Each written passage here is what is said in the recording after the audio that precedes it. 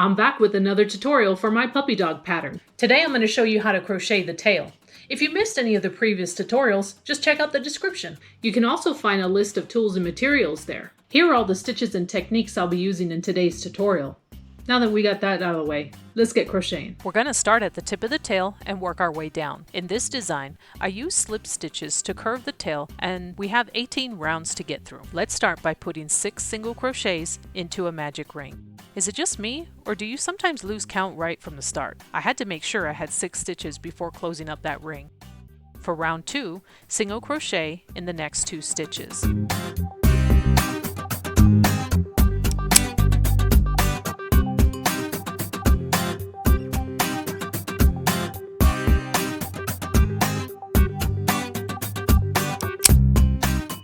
And then increase.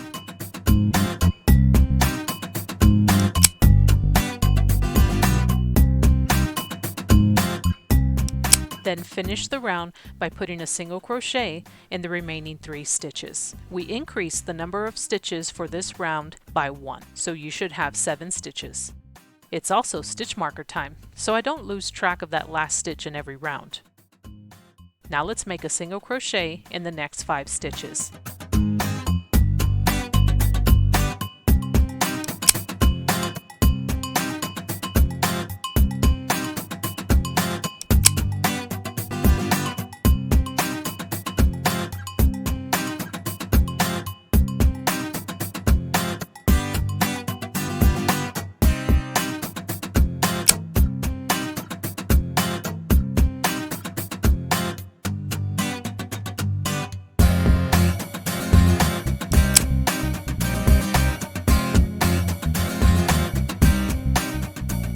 Increase into the next stitch and finish with a single crochet in the last stitch.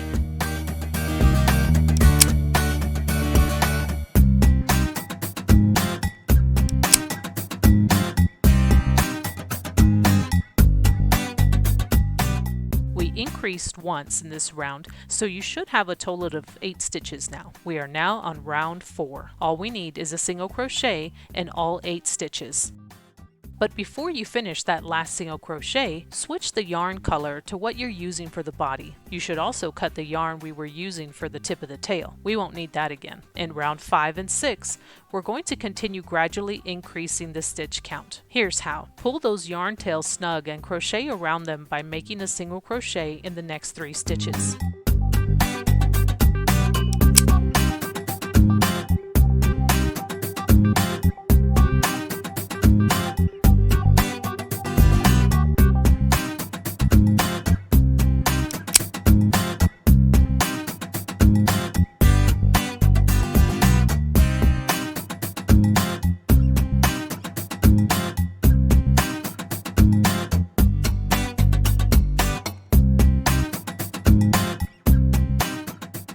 After that, increase in the next stitch.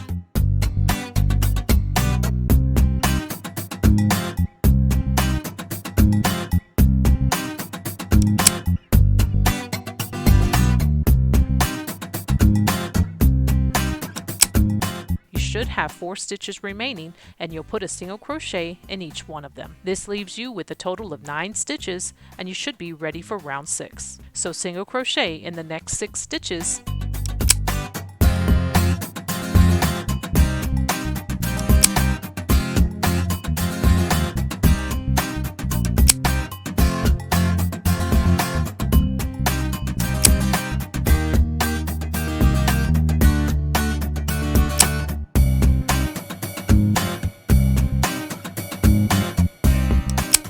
And then make your increase. These increases should be helping to curve your work.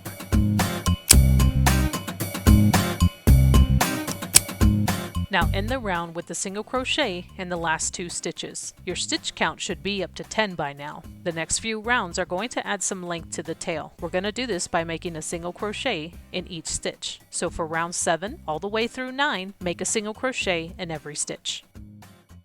But before you start round 10, loosen that loop on your hook just a little bit. We need to make 3 slip stitches, 1 into each of the next 3 stitches. But these shouldn't be tight. You want them to be a little bit loose so you can work into them in the next round. Then single crochet into each of the 7 remaining stitches. We will repeat the same stitches in the next round. The tail should have just a little bit of bend at this point, so I think it's a good time to add some stuffing. I just use my crochet hook to push the stuffing into my work. It's not always quick because the hook needs to catch the stuffing in just the right way. I think this helps me be more specific about how much I add and where it goes. If you want the tail to be very stiff, make sure you pack the stuffing down tight. Let's get on with round 12, which is a single crochet in all 10 stitches. If your slip stitches are too tight, it might be difficult to make those single crochets. Ready to make those slip stitches again? Round 13 and 14 are the same instructions. You want to loosely slip stitch into the next 4 stitches. Remember to pull up the loop on your hook just before making that slip stitch.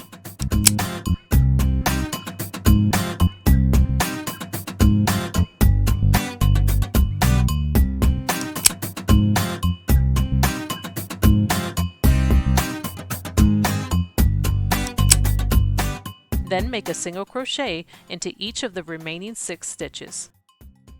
When you finish round 14, you'll complete round 15 by putting a single crochet in all 10 stitches. Now to finish the last slip stitch rounds, you'll need these instructions for rounds 16 and 17. So loosely slip stitch into the next 5 stitches.